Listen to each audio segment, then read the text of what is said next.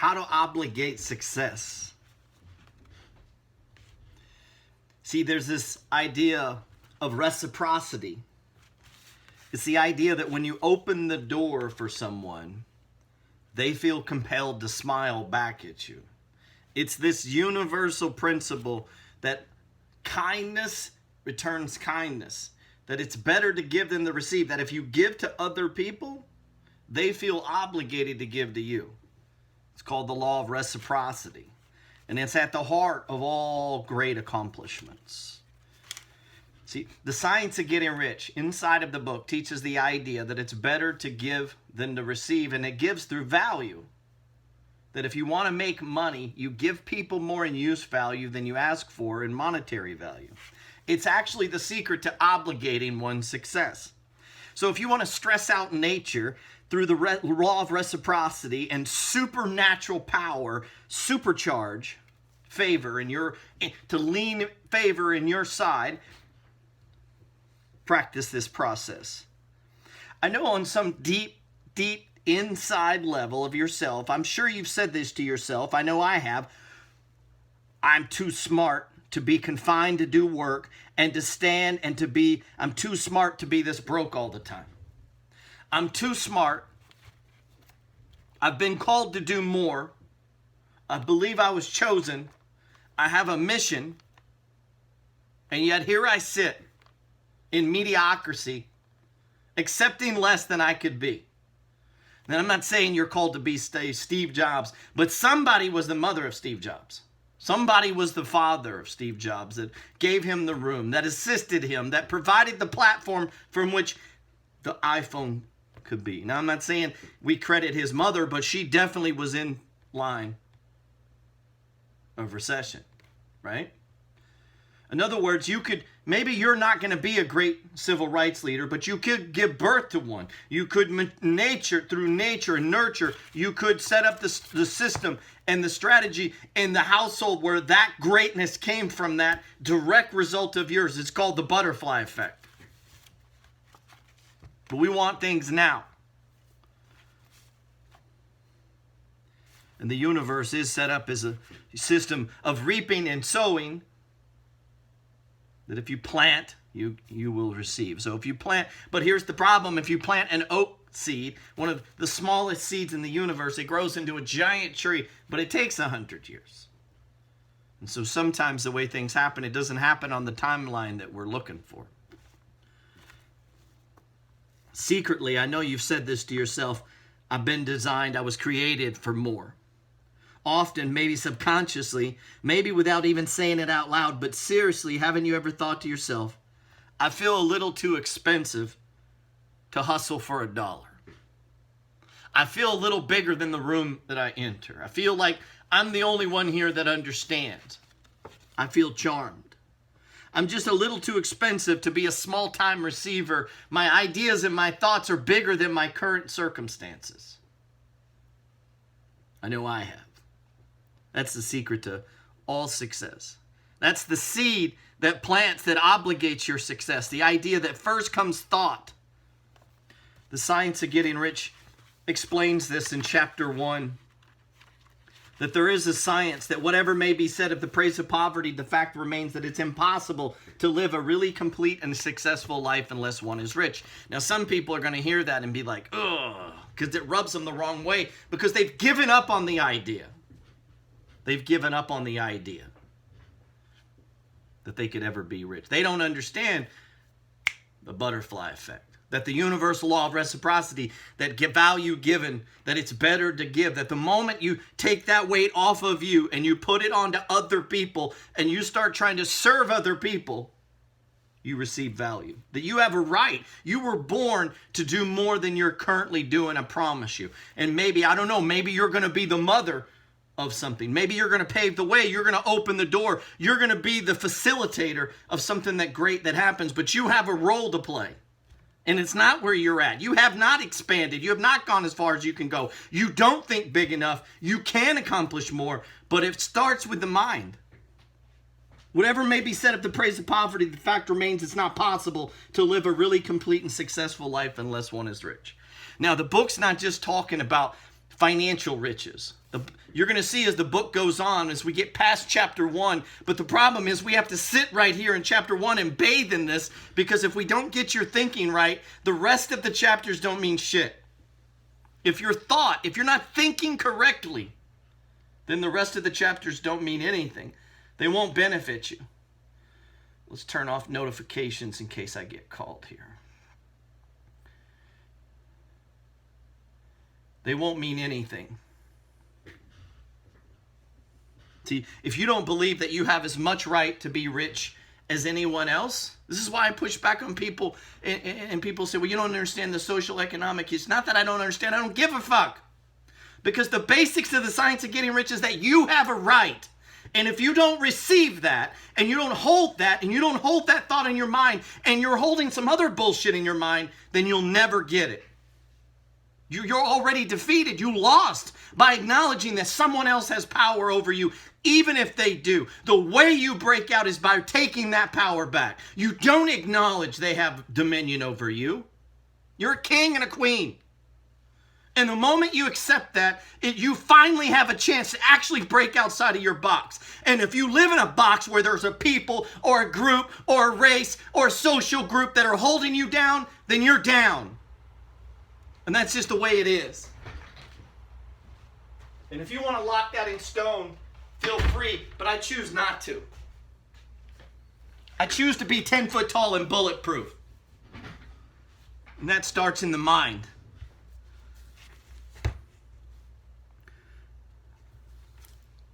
The book's not talking about literal riches as in cash. It is. But the body, the human being lives for the body, the soul, and the mind. And when it talks soul, money's spiritual.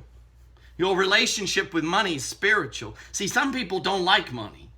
Some people see money as it's just a struggle. I get a little money and it goes right through my fingers, and it's never for me. It's always for AT&T and Visa and Discover and GM and Rent and the electric bill. There's never enough for me. And the moment you begin to just say that out loud, the 10 pillars of success, pillar number 1, how you think is everything. Pillar number 10, take full responsibility. It's on me. It's on me. I signed for that shit. I did this. The moment you take that back, it's on me, is your only chance of getting out of it.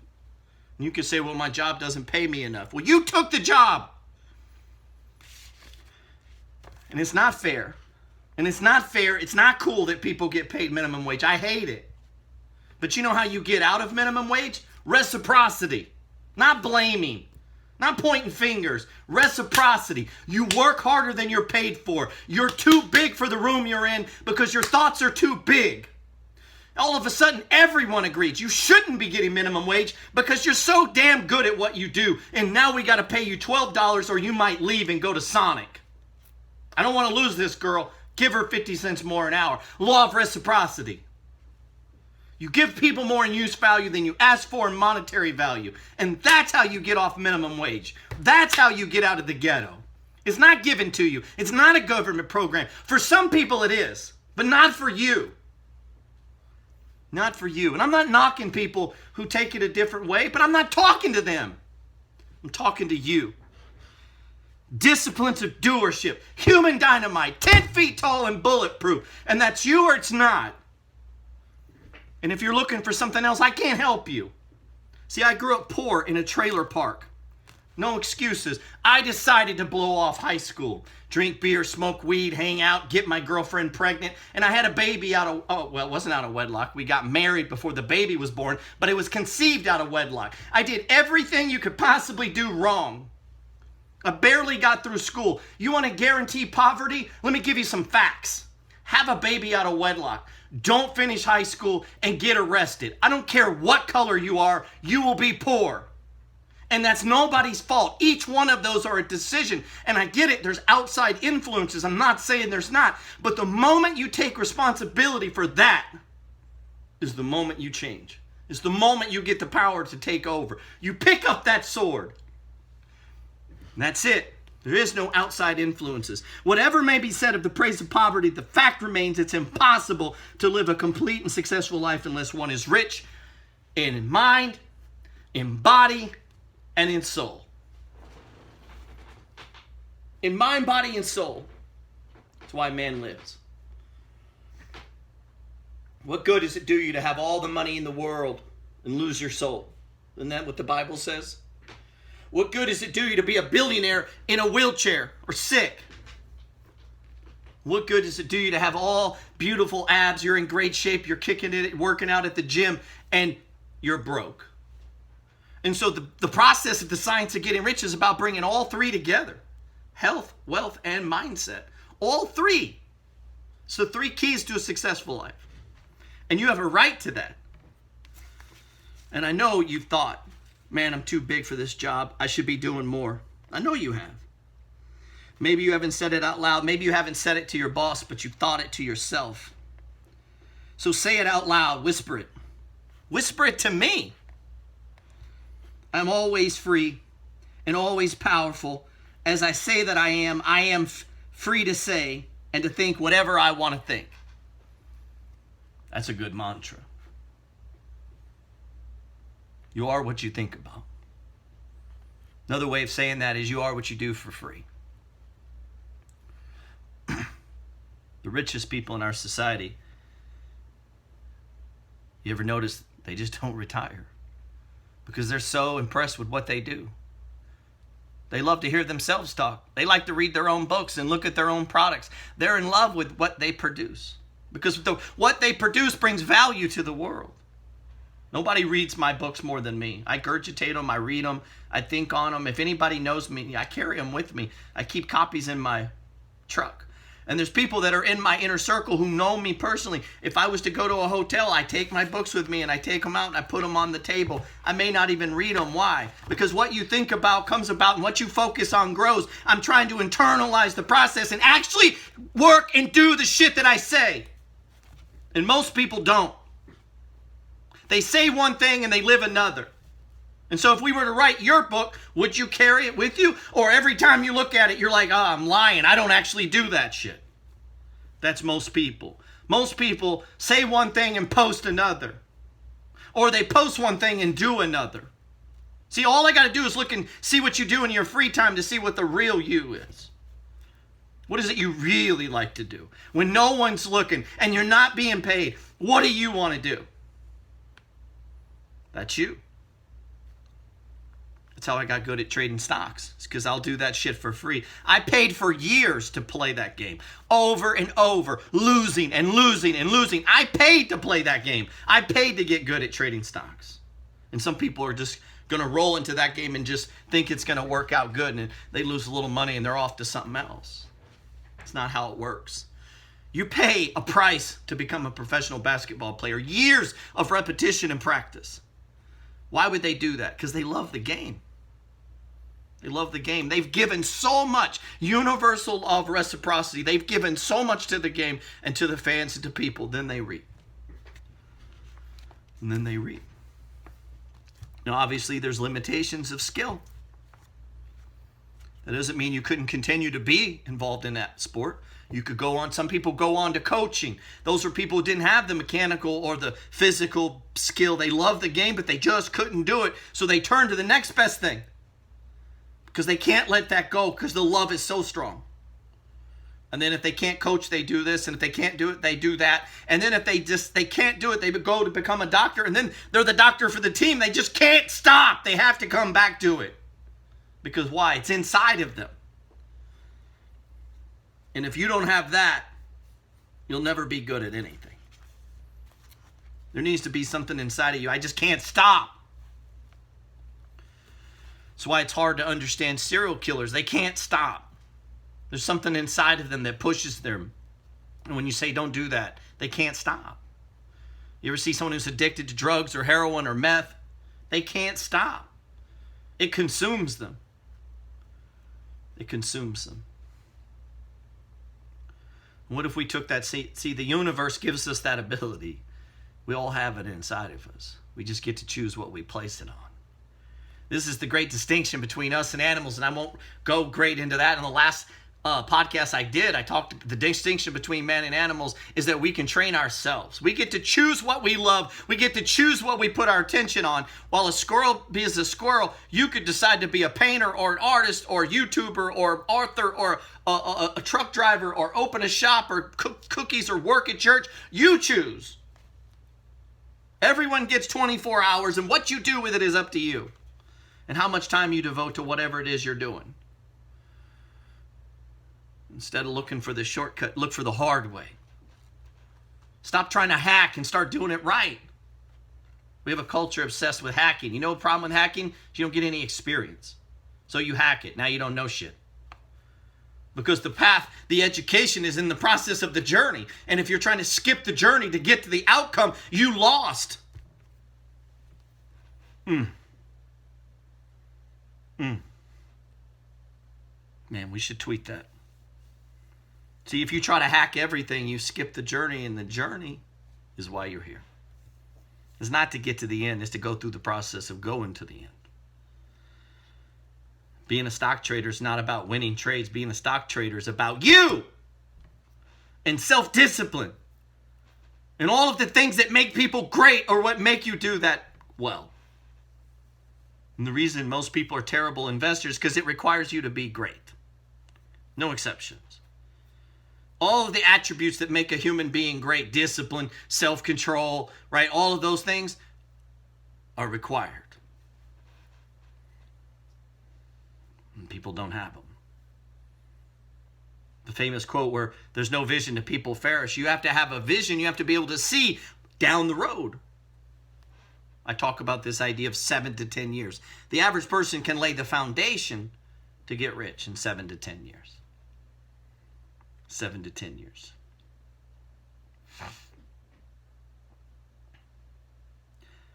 I had a little rant yesterday where I talked I was ranting, and I'm sure some people are like, why is he talking about this? I had a guy ask me, because I show a lot of houses and I show a lot of work, and I don't show vacations and things like this. Why? Because they don't matter, dude. The work is what's important. It's what's important. You know, for me, not for everybody. I get that. Listen, there's enough distractions in people's lives. There's enough Kardashians, there's enough YouTube, there's enough video games, there's enough sex, there's enough drugs. You don't need me piling that shit on. You don't need me doing hedonistic activities, adding to the bullshit. So what that person was wanting is they want an excuse for why I'm working so hard and they're not. I'm not going to give you that. You don't have enough not to work harder. You don't have enough. You're not a good enough trader. You haven't even begun to live to the ability that you were given. You haven't even opened all the doors that God has given you. And this guy wants a rest. And I go look, and he's like 27 years. And that's no knock. There's a lot of smart, rich 27-year-olds. But I look on his page, and it's just pictures of just being at beaches and in front of cars and clothes. And it was just all fucking nonsense. It's all nonsense. It's not that those things aren't good. But that's entertainment, dude. I'm not entertaining. That's entertainment. Entertainment's fine if we want to watch. If his goal is to be a character on a television show, great. But don't talk to me about working and grinding. You can't talk to me about that while you're on vacation. Not to say you shouldn't go on, but we're not doing the same thing. See, his mind goes right to that. How could he go to that? Like, what made him go to that? Like, why would someone ask me that? And I get asked that kind of stuff all the time. Well, what good is having all this money if you don't? And they don't understand. It's about the journey. They're trying to hack life. They're trying to get to the end and realize then they're going to get there and they're going to be empty. Because they ain't got any experience. They haven't felt the trials and tribulations of what it means to be a human being. The ups and downs. You're supposed to lose. It's called falling forward fast. You're supposed to. It's part of the human process.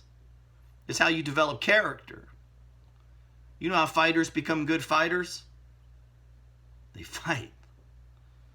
You know how soldiers become battle ready? You ever heard that phrase? Or battle hardened? What does that mean? It means they've been in battle. And it's through battle that makes you a soldier. We used to call them toy soldiers. People who play soldiers and they've never been to war. Toy soldiers. The people we respect go through trials and tribulations. They're not trying to, Gandhi wasn't trying to hack anything. Martin Luther King wasn't trying to hack the movement.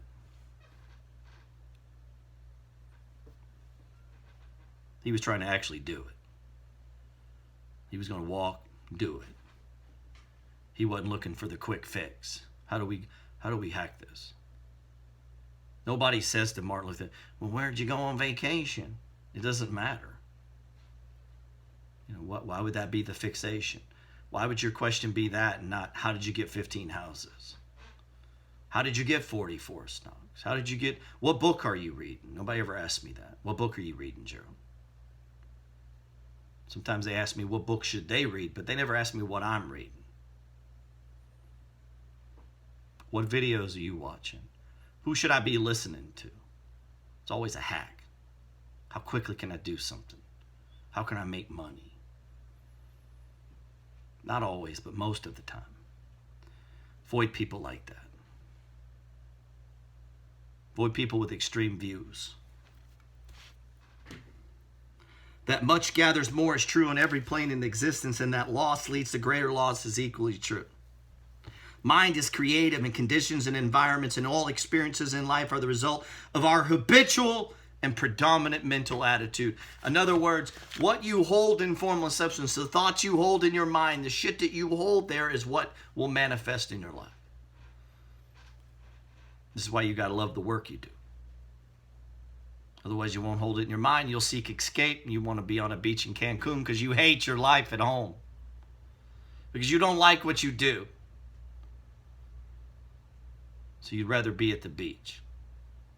See, when you're so passionate about what you do, when you're so into it, when you really dig what you're doing, they got to drag your ass on vacation. When you're so into what you do, when it makes you happy and complete and fulfilled, vacation's a waste of your time. And most people will never get to that level. They don't get it. They're not going to get it.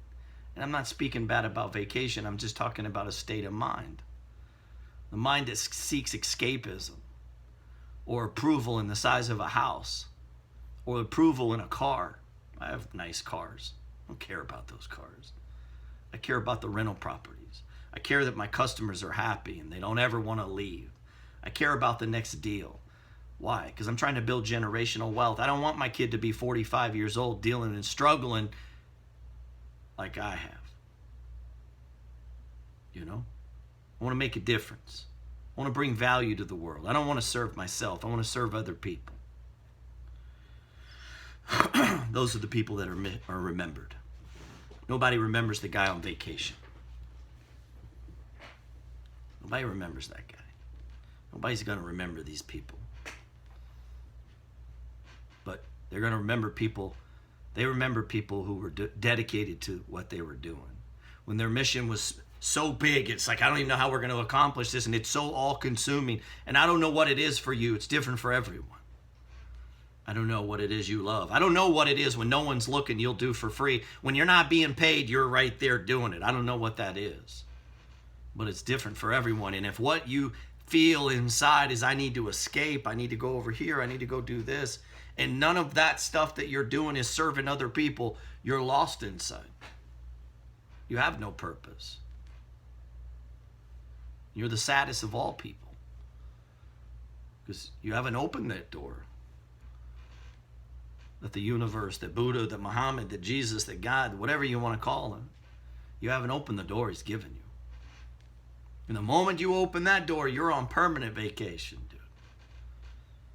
The moment you're 10 foot tall and bulletproof and realize that your life matters, that you're on purpose, that you're on point, that you're doing what you're supposed to do, and you would do it for free,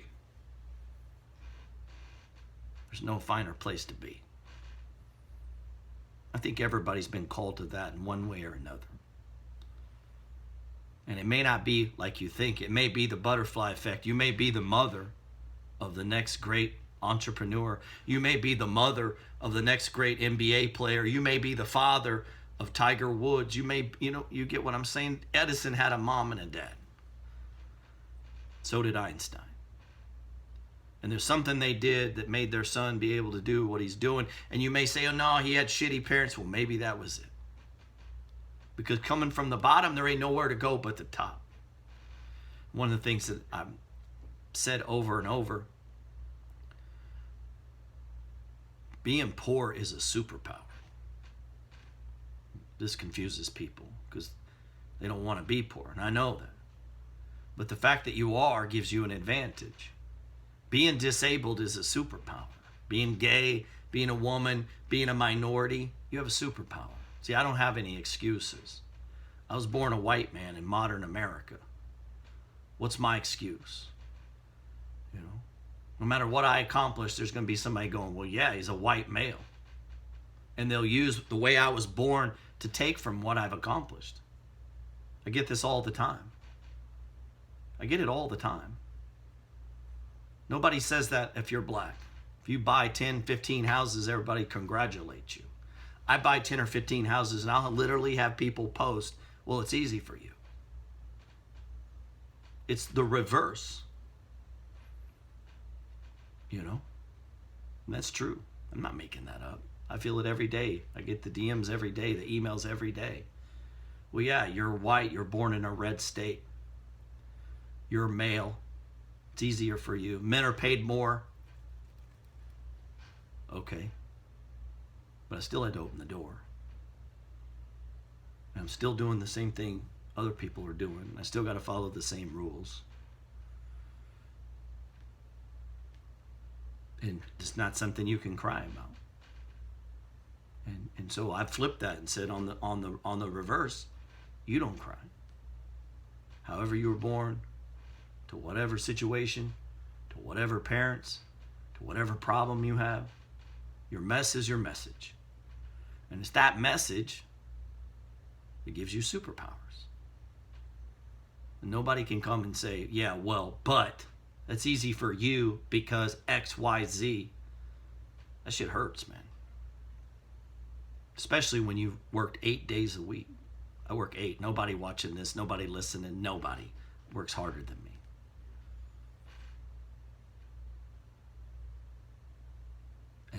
And for the rest of my life, someone will say that. It don't bother me. I know that that's a loser talking. See, that person's lost. That person doesn't understand God or the message or the power that's inside of them. They haven't accepted the fact that their problem is their power. The fact that they are X or Y or whatever that is the reason. That is their ability. That is their superpower that they could tap into and be 10 foot tall and bulletproof and choose not to. And instead point to some other reason why somebody else got something. That's not how the universe is ordered. The object of all life and development is everything that lives has an inalienable right to all development it is capable of attaining. Man's right to life means his right to be free, to have the free and unrestricted use of all things which may be necessary to his fullest mental, spiritual, and physical unfoldment, or in other words, the right to be rich. It's available to everyone, regardless of circumstances. You just have to believe that. As we go down this journey in this book, I'm going to want you to read ahead. So your homework is to read chapter 1 of The Science of Getting Rich, the right to be rich.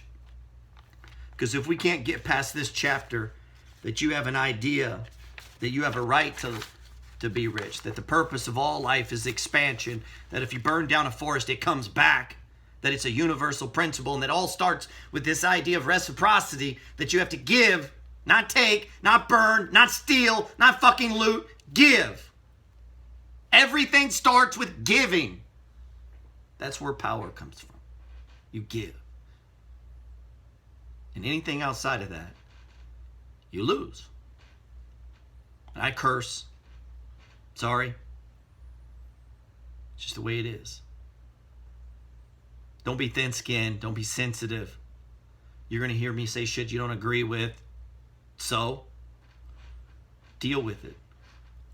Don't live in a bubble, following only people you agree with, listening only to things. You go down the Fox News or the MSN bubble or the Democrat, the left, the right, the religious, like everybody gets in these little zones and then they can't take out outside influences. It's diversity that makes us amazing. It's different cultures, and different ways of life that open up our ideas. All of the money that you want, and part of the science of getting rich is that all of the money you want is in the pockets, purses, wallets, and checkbooks of other people. And they don't look like you, or dress like you, or live where you live. And if you hate on them, you cut off your money supply. And God will cut it off. And the universe will cut it off, and they should. Because you have hate in your heart. It's a lot of that right now. Do you give to those who would seek to do you harm? That shit is old. It's a secret, man. Secret of reciprocity. And let me end with this. It's sinful to accept less in life than you could have had. People who aren't saving for retirement are committing a sin. And that's a strong word. And when you say it like that, it's like, ooh, it's a sin. It's a sin against them. It's a sin against their community. It's a sin against humanity. And I believe a sin against God. Because he's given you what you need. I didn't say a lot. I didn't say they're spending tons. And the moment you say stuff like that, someone goes, yeah, but there's people on welfare, Gerald. I know. And so you start with $1. And if right now you're not investing, I didn't say trading, I didn't say flipping, I didn't say buying Tesla and Apple, I said investing. If right now investing isn't part of your life where you take a piece of your income and you shave it off and you do it consistently every week, but you drink soda and you drive cars and you pay for internet, you have clothes and you live in a house, you're committing a sin. You are. And you're not even practicing the process of the science of getting rich. You're opting out. You're choosing an excuse. Because you could put $1, and then the next week $1, and the next week $1. And at least you're falling forward fast. At least you're going through the process. At least you're making the motions. At least you're trying. And guess what happens? The universe opens up. You get a pay raise. Things happen. And all of a sudden it's $2. And then $4. And then $10. And then $20. And then right out of my book, you don't have to die broke, where $10 a day changed my life. It's $10. And for me, it's $300 every day is my goal. I seek to invest $300 a day, every day, 365 days a week. That's my goal. Now, I might fall short, but that's the goal. Your goal may be $1 a week. But it starts the process. It starts the process.